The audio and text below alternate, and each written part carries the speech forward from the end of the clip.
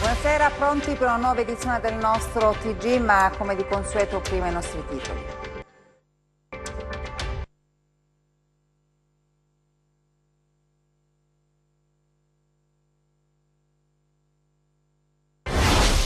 «200 insegnanti che lavorano negli istituti di pena e negli ospedali rischiano il posto di lavoro, sono stati dichiarati perdenti posto, proteste stamattina a Cosenza. La cosca di San Leonardo di Cutro temeva l'attività del procuratore Gratteri e lo accostava a Falcone, emerge dall'inchiesta che ha portato al fermo di 35 persone nell'ambito dell'operazione denominata Malapianta. 2 imprenditori cosentini sono finiti ai domiciliari, ad un altro applicata la misura dell'obbligo della firma con l'accusa di bancarotta fraudolenta. L'operazione è stata condotta dalla Guardia di Finanza. Le elezioni europee costringono i partiti a rivedere progetti e strategie. In Consiglio regionale la maggioranza si è dissolta. Ancora buonasera dalla redazione del TG10. Apriamo questa edizione del nostro giornale parlando di sanità, in particolare con la bagarre scoppiata oggi in aula alla Camera, impegnata nell'esame del decreto sulla sanità in Calabria. Una bagarre scoppiata sulla nomina di Gianluigi Scaffidi a commissario dell'ASP di Vibo. Le opposizioni accusano di conflitto di interessi la relatrice del provvedimento, Dalila Nesci del Movimento 5 Stelle, visto che Scaffidi è un suo collaboratore. Nesci si è giustificata dicendo che si tratta di un collaboratore non stipendiato, ma le opposizioni hanno chiesto la sospensione della seduta e la presenza del ministro Giulia Grillo. Il ministro arrivato in aula, ai parlamentari delle opposizioni che gridavano onestà, onestà, ha replicato: non mi fate nessuna paura, state facendo la critica alle intenzioni, sono nomine che non sono state nemmeno effettuate. Il decreto, ha detto ancora il ministro Grillo, prevede che per le nomine dei commissari delle aziende sanitarie calabresi occorre un'intesa tra il commissario alla sanità e il presidente. Il presidente del PD ha aggiunto, se non condivide, se non vuole mediare, se non gli piace quel nome, ha la possibilità di raggiungere l'intesa con i commissari, e se l'intesa non viene raggiunta c'è una seconda fase in cui interviene il Ministero. Dopo questa giornata molto concitata, poi alla fine l'esame del decreto è stato sospeso e riprenderà domani. Il taglio è consistente, riguarda circa 200 insegnanti in provincia di Cosenza. Protesta questa mattina, il primo incontro all'ufficio scolastico provinciale. A rischio non solo il posto di lavoro, ma anche il diritto allo studio. Io parlo perché difendo il mio posto di lavoro. Allora, se non ho diritto ad avere quella classe, che non me la diano, ma se ne ho diritto, tu ledi un mio diritto fondamentale. E qui ci stanno dicendo che purtroppo è giusto così. Cioè, e io chi mi difendo? In 200 sono perdenti posto in provincia di Cosenza, insegnanti nelle carceri, nei corsi serali, negli ospedali. Sabato scorso la comunicazione in attesa. Sabato alle 14, ricevendo una comunicazione da parte delle nostre scuole di appartenenza che ci incoraggiava ad andare con molta solerzia entro le 9 di lunedì mattina a produrre domanda di trasferimento condizionata, in quanto siamo stati dichiarati perdenti posto. Oggi la protesta dinanzi all'ufficio scolastico provinciale di Cosenza. L'ex provveditorato spiegano che ad essere leso è un doppio diritto, non solo il lavoro ma il diritto allo studio. Nelle varie sedi carcerarie, sono la rappresentante sindacale del SAB di Paola, i numeri esistono effettivamente, quindi c'è la consistenza numerica e non si riesce a capire il perché effettivamente siano stati effettuati questi tagli. Un'altra cosa molto importante da sottolineare, soprattutto nelle carceri, è che l'insegnamento è importante perché serve per la rieducazione, quindi non è soltanto la perdita del posto di noi docenti, ma è soprattutto la tutela dei diritti umani. Con un obiettivo ben preciso, no? Che non ha potuto realizzare negli anni in gioventù. No? Quindi noi neghiamo praticamente il diritto allo studio a queste persone e creiamo un disagio notevole. Da noi, pensate, hanno cancellato quasi tutto, una quinta è rimasta da noi, quindi chi poteva andare nella classe successiva non potrà andare, magari andrà in una zona lontana, quindi si creerà un ulteriore disagio appunto alla persona, quindi all'utenza. Al termine dell'incontro sono i sindacati a comunicarne l'esito e la tensione sale. La discussione verte sul discorso poco tempo, troppi caos creati dalle amministrazioni precedenti, lui ha detto, quindi abbiamo trovato una situazione grave e noi ne paghiamo lo scotto. Si studia il da farsi e già si preannunciano nuove incisive proteste. A questo punto, siccome loro ci hanno risposto piccole, perché questa è la risposta, no? Allora noi vediamo che cosa si può fare. La cronaca adesso, operazione Malapianta, 35 fermi nel Crotonese. La cosca di San Leonardo di Cutro temeva l'attività tra l'altro del procuratore Gratteri e lo accostava a Falcone. Emerge appunto dall'inchiesta che ha portato al fermo delle 35 persone. Un'indagine difficile, partita grazie anche a diversi imprenditori turistici che hanno trovato il coraggio di denunciare le vessazioni subite. Associazione di stampo mafioso, traffico di droga, estorsione, usura, porto illegale di armi e intestazione fittizia di beni sono solo alcune delle accuse contestate a 35 persone ritenute presunti appartenenti alle cosche di 'ndrangheta di Crotone.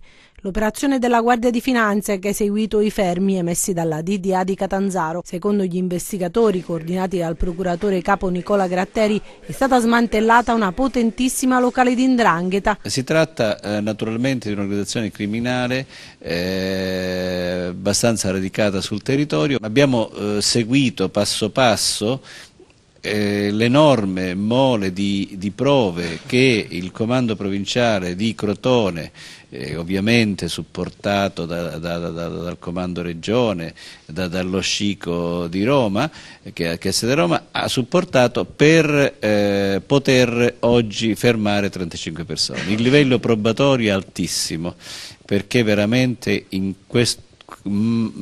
mai come questa volta o come poche volte si è riusciti ad arrivare a questo livello probatorio. Oltre 250 i militari delle Fiamme Gialle di Crotone e degli altri reparti della Calabria e dello Scico impiegati nel blitz odierno. L'indagine ha svelato gli interessi di alcune famiglie di 'ndrangheta che controllavano il respiro di un intero territorio della provincia di Crotone e avevano controllo assoluto sul territorio e chiedevano la tangente a tutti gli operatori turistici di quell'area, sottoponendoli anche ad usura. L'indagine ha preso il via grazie al coraggio di alcuni imprenditori che si sono ribellati all''ndrangheta. Si è colpito l'ultima locale che sedeva al tavolo della provincia in termini di pariteticità, nel senso che i Mannolo erano fra coloro i quali avevano un rapporto paritetico con Nicolino Gandaracri e quindi chiudiamo il cerchio sul territorio di Cutro, nel senso che abbiamo impattato tutte quelle che sono le locali esistenti.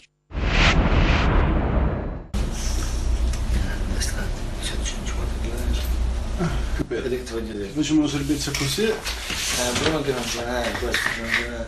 64 indagati, 35 fermi di indiziato di delitto, 6 arresti in flagranza per detenzione di stupefacenti, oltre 743.000 i contatti telefonici e 13.000 i progressivi di ambientali captati. Sono questi i numeri dell'operazione denominata Malapianta, che prende il nome da una delle fatiche del procuratore Gratteri, che nelle pagine del suo libro dedica un viaggio nell'organizzazione criminale più potente al mondo. Il business che l''ndrangheta ha portato avanti, sequestri di persone, il traffico di droga, il pizzo, il riciclaggio di denaro sporco, lo smaltimento illegale di rifiuti radioattivi, tutte attività portate alla luce nell'operazione di oggi, e proprio Gratteri veniva paragonato a Giovanni Falcone. I componenti della consorteria lo temevano, così come gli altri magistrati inquirenti di Catanzaro, mentre la scelta di collaborare con la giustizia era definita vergognosa. Fra gli arrestati anche Alfonso Mannolo, di 80 anni, considerato dagli inquirenti il capo indiscusso dell'omonimo sodalizio mafioso, legato anche alla famiglia dei grandi Aracri,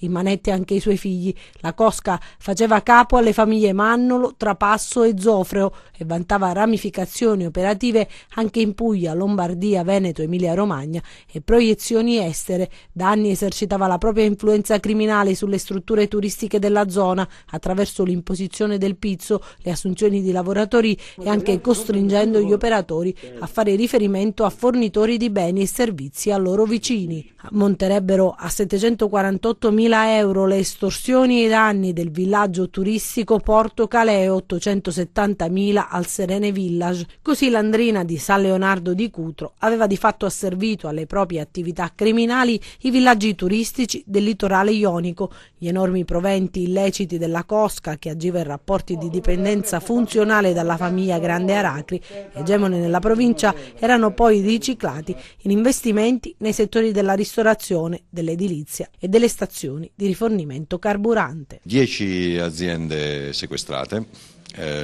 beni mobili e immobili per un valore stimato per difetto di 30 milioni di euro, senza contare ciò che riusciremo a sequestrare nel corso delle prossime ore, all'esito di ulteriori approfondite indagini nelle quali la Guardia di Finanza è specializzata. L'imposizione di beni e servizi è certamente una forma di estorsione, ma non è solo quello, significa danneggiare le altre imprese, significa togliere la possibilità ad altre imprese di concorrere sullo stesso mercato, quindi significa posti di lavoro, significa gente disoccupata o gente che se ne deve andare. Imporre beni, forniture, servizi, dipendenti, l''ndrangheta dà lavoro agli amici e ai parenti e i nostri ragazzi se ne devono andare. Bancarotta fraudolenta, 2 misure cautelari sono state eseguite dai militari del Comando Provinciale della Guardia di Finanza di Cosenza nei confronti di altrettanti imprenditori cosentini operanti nel settore commerciale dell'abbigliamento. Avrebbero acquistato significative quantità di merce destinata alla rivendita, procedendo con diversi atti alla vendita della merce stessa a società riconducibili al medesimo gruppo familiare, in assenza di giustificazione economica e di movimentazione finanziaria. La Guardia di Finanza di Cosenza, della sezione di polizia giudiziaria presso la Procura della Repubblica al Tribunale di Roma, nell'ambito delle indagini dirette dalla Procura cosentina, hanno eseguito 3 misure cautelari personali nei confronti di altrettanti imprenditori cosentini, operanti nel settore del commercio all'ingrosso e al minuto di abbigliamento, indagati per bancarotta fraudolenta. I finanzieri hanno notificato ai 3 imprenditori l'applicazione della misura interdittiva del divieto di esercitare attività imprenditoriali.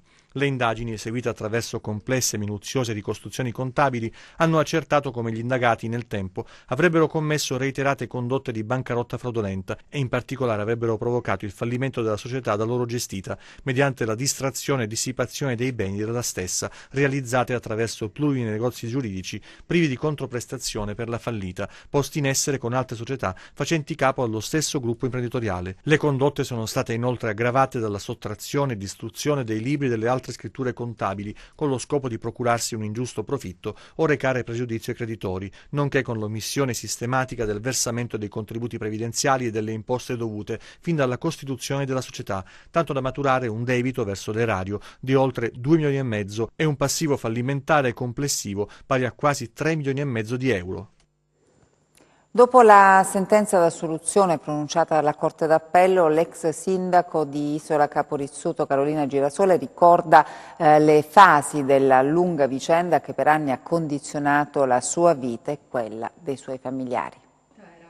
Pochi giorni fa la notizia dell'assoluzione dopo un processo durato 3 anni dalle accuse di essere stata eletta con i voti delle cosche. Carolina Girasole, sindaca coraggiosa di Isola Capo Rizzuto, torna a parlare e lo fa dalla sua abitazione ricordando le fasi di una vicenda che per anni ha condizionato la sua vita e quella dei familiari, visto che è stato coinvolto anche suo marito. È una storia complicata, anomala oserei dire, perché è la storia di un sindaco che sceglie di fare delle cose impopolari, sceglie di seguire un percorso complicato, di testimoniare legalità, un sindaco che si fa tanti nemici e che pensa che quello sia il suo percorso. Invece a un certo punto, una notte, tutto cambia perché improvvisamente la Procura della Repubblica viene a bussare alla nostra porta e ci addebita alcune cose che erano e che sono completamente inaccettabili, perché quello che ci viene addebitato è uno scambio di voti con la cosca di 'Ndrangheta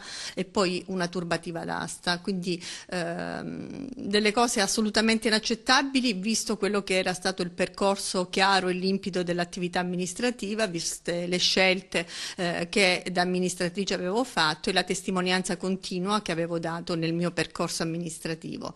E quindi è difficile dire in pochi minuti quello che è accaduto. È sicuramente una storia anomala perché da una parte c'è la concretezza di una scelta e di atti compiuti e dall'altro delle accuse che poi verranno smontate nel primo grado in un processo anche quello molto lungo che dura circa 2 anni e poi gli altri 3 anni dell'appello. Quindi sono stati 5 anni di processo, decine e decine di udienza, migliaia di atti, intercettazioni. La sentenza d'appello conferma in toto quella di primo grado emessa dal Tribunale di Crotone, assolvendola da tutti i reati per non aver commesso il fatto e perché il fatto non sussiste. Assolto anche il marito Franco Pugliese. La Corte d'Appello ha smontato pezzo per pezzo le accuse scaturite dall'inchiesta della DDA di Catanzaro, sfociata nell'operazione Insula, con la quale furono arrestate 13 persone.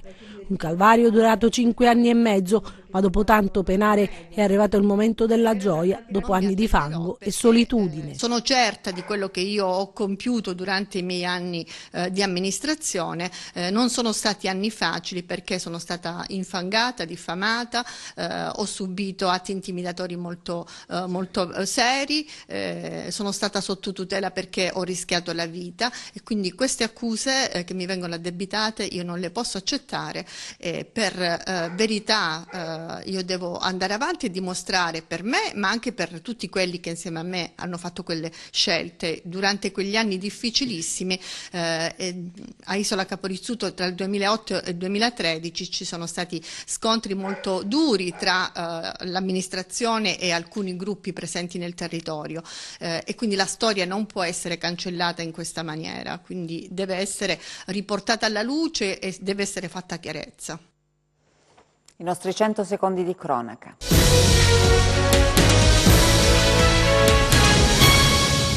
Il Viminale ha presentato al Comune di Riace un conto da 3 milioni di euro. Si tratta di somme già incassate per servizi resi dal 2011 al 2018 e che il Ministero vuole indietro perché negli anni il Comune non avrebbe sanato problemi di rendicontazione.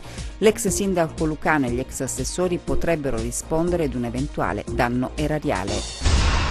Adescava donne sui social e poi le ricattava, arrestato un pensionato a Reggio Calabria. L'uomo, un 56enne sposato e padre di 2 figli, è accusato di violenza sessuale e circonvenzione di incapace. Creava false identità in rete e pretendeva rapporti intimi con le vittime. 2 donne si sono rivolte alla polizia denunciando di aver corrisposto al 56enne anche del denaro. In un caso l'uomo avrebbe minacciato la vittima di divulgare il video del loro rapporto sessuale se non avesse ricevuto la somma richiesta. Viene multato per divieto di sosta e aggredisce vigili urbani, accaduto a Reggio Calabria. I 3 agenti della polizia municipale, colpiti con calci, pugni e sportellate, sono finiti in ospedale. Nessuna illegittimità nel decreto che nel marzo dello scorso anno portò allo scioglimento del comune di Scilla per presunte infiltrazioni della criminalità organizzata, lo ha deciso il TAR del Lazio. I giudici amministrativi hanno respinto il ricorso proposto dall'ex sindaco Ciccone e dagli ex componenti della sua giunta. La pagina politica adesso. Le elezioni europee costringono i partiti a rivedere progetti e strategie. In Consiglio regionale la maggioranza si è dissolta. La macchina della politica, per il momento, ha spento il motore. Si lavora sui dati acquisiti ed ogni forza politica si produce in analisi e possibilità in chiave regionale, sapendo però benissimo che non è possibile immaginare che i numeri delle europee possano essere sovrapposti alle elezioni per il rinnovo del Consiglio regionale. Come si dice, in politica 2 più 2 non fa mai 4. Sono competizioni assai diverse che rispondono a logiche diverse. Magari l'ultima tornata servirà a fiutare il vento che tira, ma giusto questo, nient'altro. Certo, qualche effetto immediato lo si avverte. In Consiglio regionale, per esempio, febbraio, l'opposizione ha trovato nuova linfa e nuova forza, così come la maggioranza ha capito che non è più tale. La dimostrazione la si è avuta nella riunione di ieri, allorquando, approvata la famosa legge sulla pensione dei consiglieri, l'opposizione ha abbandonato l'Aula, facendo venire meno il numero legale e certificando di fatto che Oliverio non controlla più la pattuglia dei suoi consiglieri. L'impressione è che difficilmente la frattura esistente tra il governatore e la maggioranza si possa ricomporre. I consiglieri hanno infatti già da tempo mollato, nel senso che guardano oltre, preoccupati di individuare una nuova opportunità per affrontare la competizione che verrà. È tutto così complicato, o per dirla con le parole del grande e compianto Baumann, liquido, che riesce difficile capire cosa accadrà. Di certo c'è che nel PD Zingaretti, prima o poi, dovrà pur dire qualcosa sul partito calabrese, spiegare come procedere in vista dell'appuntamento elettorale del prossimo mese di febbraio, cominciando magari con lo stabilire come e quando si potrà procedere per organizzare il congresso regionale. Anche dall'altra parte della barricata, vale a dire nel centrodestra, vanno chiarite un po' di cosette, specie se l'intenzione è quella di procedere in direzione dell'unità.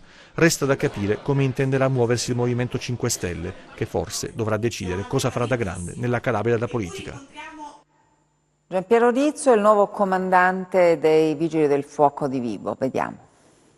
Passaggio delle consegne al comando provinciale dei Vigili del Fuoco di Vibo Valentia tra il comandante reggente Antonino Casella e Giampiero Rizzo, che ha assunto l'incarico di nuovo comandante provinciale. Calabrese di Cosenza, l'ingegnere Giampiero Rizzo arriva da Taranto, dove ha ricoperto l'incarico di comandante provinciale dopo essere stato tra l'altro comandante del comando operativo avanzato della colonna mobile regionale Calabria. Come confermato da lui stesso, quello di tornare in Calabria è stata una sua scelta. In effetti è un onore essere qui con voi.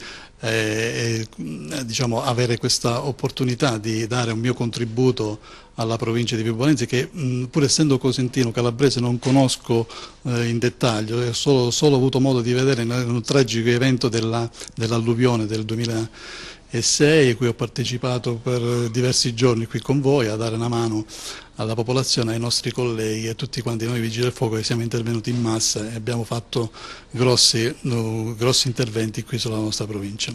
Diceva una scelta da calabrese per tornare a servire in Calabria.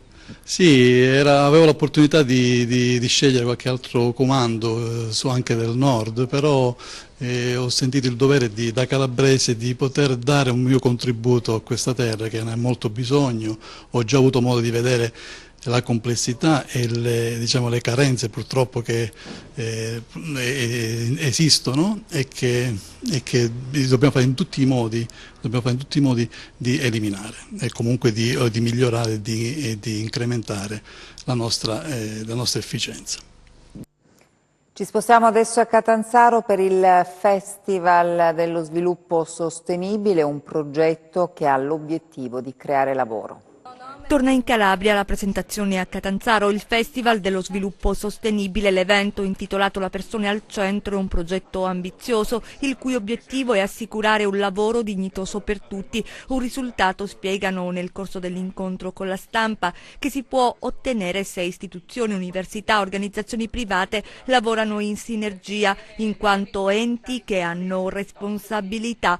Ma cosa significa presentare questo progetto in Calabria? Significa innanzitutto valorizzare le grandi potenzialità che ha la Calabria, ed è il secondo anno che noi torniamo qui, terzo anno in cui la nostra associazione organizza un evento nell'ambito dello sviluppo sostenibile, del Festival nazionale, perché qui noi riteniamo che ci siano delle potenzialità che debbano essere valorizzate e soprattutto che si comprenda a fondo che di considerare di rimanere in questa terra, di valorizzare le potenzialità anche professionali che esistono, non solo per le persone adulte ma anche per i giovani, in modo che non abbandonino i territori italiani che hanno dei tesori, non soltanto naturali ma anche di opportunità professionali. Pensiamo anche a tutto l'ambito dell'artigianato che non solo qui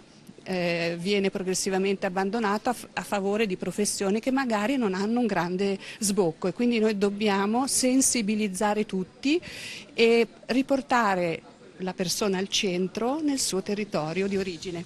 Dalla terra da cui si parte, 180.000 giovani hanno lasciato la Calabria negli ultimi 15 anni, i dati resi noti nel 2018, lo scorso anno da Demoscopica. È possibile creare lavoro e restare? Alla domanda risponde portando la sua testimonianza don Giacomo Panizza, fondatore di Progetto Sud, con una storia. La sua, al contrario, ha lasciato il nord, precisamente Brescia, per rimboccarsi le maniche alla Lamezia. In questi 40 anni con giovani, con persone in carrozzina, con familiari di ammalati, di gente in difficoltà, abbiamo costruito un rimanere a testa alta,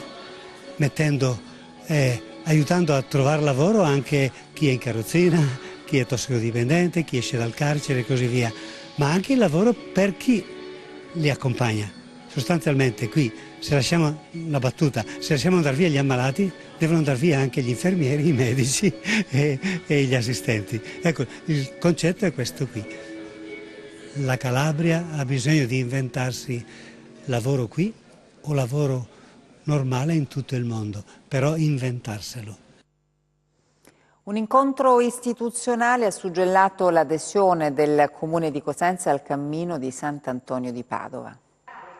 Cosenza ha già da tempo aderito al progetto del cammino di Sant'Antonio di Padova. La Calabria ha un ruolo centrale per quanto concerne il cammino di Sant'Antonio, questo perché è una delle regioni più grandi del meridione ed è quella lì in cui praticamente Sant'Antonio ha lasciato delle tracce indelebili, delle tracce che hanno dei riflessi contemporanei, dal momento che è forte la devozione in molte aree della nostra regione, appunto. È la geografia antoniana che ci racconta del passaggio di Antonio sulla nostra terra. Sono due i punti citati con certezza nella vita secunda di Fra Giuliano da Spira, contemporaneo di Sant'Antonio. Il primo è Pizzo Calabro e il secondo San Marco Argentano. Da quando praticamente i frati della Basilica insieme con l'associazione Il Cammino di Sant'Antonio hanno deciso di investire sulla Calabria, bisogna dire che c'è stata una grande risposta e nell'arco di pochi mesi siamo riusciti a completare la direttrice principale della Popilia, quindi partendo da Reggio Calabria, passando per Pizzo, Lamezia, Cosenza, San Marco Argentano appunto e Morano Calabro.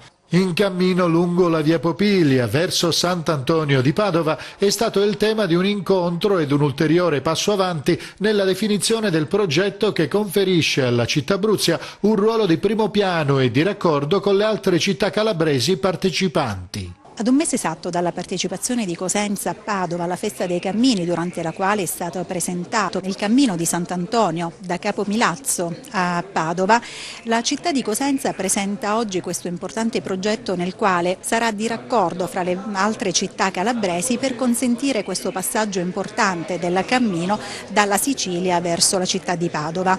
Un'importante iniziativa alla quale abbiamo voluto partecipare in maniera attiva, convinti dell'importanza dei cammini religiosi da un punto di vista turistico. Adesso le previsioni del tempo.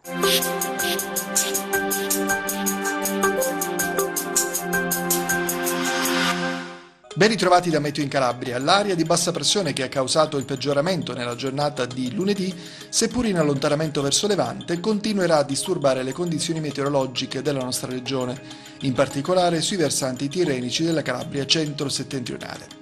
Nella giornata di mercoledì inizierà un calo delle temperature che interesserà dapprima la Calabria settentrionale per poi estendersi sul resto della regione e nel corso della giornata di giovedì i valori risulteranno di alcuni gradi al di sotto delle medie stagionali a causa della discesa di aria più fredda dal nord Europa. Domani nubi sparse sui versanti tirrenici della Calabria settentrionale con possibili deboli piogge. Cielo da poco a parzialmente nuvoloso sulle zone interne senza fenomeni di rilievo, altrove cielo da sereno a poco nuvoloso, temperature stazionarie. Domani molto mosso il Mar Tirreno con venti moderati a tratti forti di direzione occidentale, mosso il Mar Ionio con venti deboli dai quadranti meridionali. Prima di salutarci vi ricordo il nostro sito web www.meteoincalabria.it e la nostra pagina Facebook Meteo in Calabria. Grazie per essere rimasti con noi, buon proseguimento di serata.